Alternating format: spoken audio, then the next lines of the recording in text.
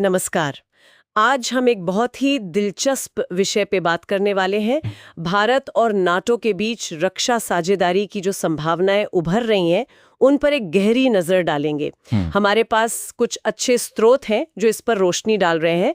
तो शुरुआत करते हैं हेग में जो अभी नाटो की समिट हुई थी। बिल्कुल। वहां सदस्य देशों ने एक बड़ा संकल्प लिया है। हाँ, ये काफी महत्वपूर्ण है। उन्होंने कहा है कि 2035 तक वो अपना रक्षा खर्च जीडीपी का 5% तक ले जाएंगे। 5%। जी।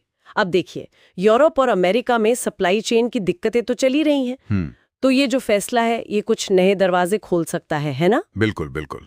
ये सप्लाई चेन वाली जो बात है, ये बहुत अहम है इस पूरे मामले में। तो चलिए इन्हीं स्रोतों के आधार पर समझने की कोशिश करते हैं कि भाई इस पूरी तस्वीर में भारत एक अहम खिलाड़ी कैसे बन रहा है और इसके मायने क्या हैं। जी, ये एक बहुत ही महत्वपूर्ण घटनाक्रम है। और जैसा आपने कहा, ये सिर्फ हथियार खरीदने बेचने का मामला नहीं है। ये असल में नाटो की जो पूरी रक्षा खरीद की रणनीति है, उसमें एक बड़े बदलाव का संकेत हो सकता है। और लगता है कि भारत इसमें एक खास भूमिका निभा सकता है। वो अपने पारंपरिक सप्लायर्स से शायद थोड़ा हटकर सोच रहे हैं। अच्छा, तो पहला सवाल जो मन में आता है वो यही कि भारत ही क्यों? मतलब नाटो भारत की तरफ क्यों देख रहा है? हाँ, वाजिब सवाल है। स्रोत बताते हैं कि पिछले वित्त वर्ष मतलब 2024-25 में भारत का रक्षा निर्यात काफी बढ़ा है। आंकड़ा है 23,622 करोड़ रुपए का। ये करीब $2.76 बिलियन हुआ। जी। और ये पिछले साल से 12% ज्यादा है। बिल्कुल।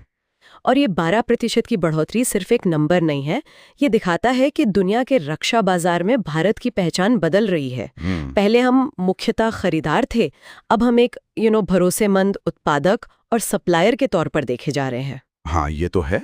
और इसके साथ एक और बात है, भारत अब अपनी जरूरत का लगभग 65% सामान देश में ही बना रहा है। 65%, ये तो काफी बड़ा हिस्सा है। हाँ, और गोला बारूद के मामले में तो ये आत्मनिर्भरता 88% तक पहुंच गई है। ये बहुत प्रभावशाली है। तो इसमें हाल की जो नीतियां बदली हैं, उनका भी रोल है।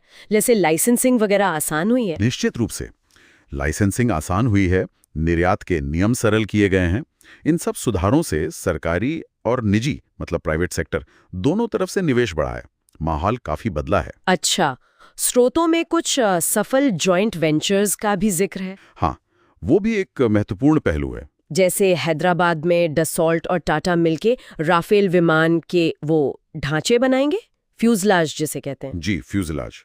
वो शायद 2028 के आसपास शुरू होगा। और कानपुर में अडानी थेल्स की एक फैसिलिटी है जहां नाटो स्टैंडर्ड का गोला बारूद बनेगा। हाँ, और ये नाटो मानक शब्द पर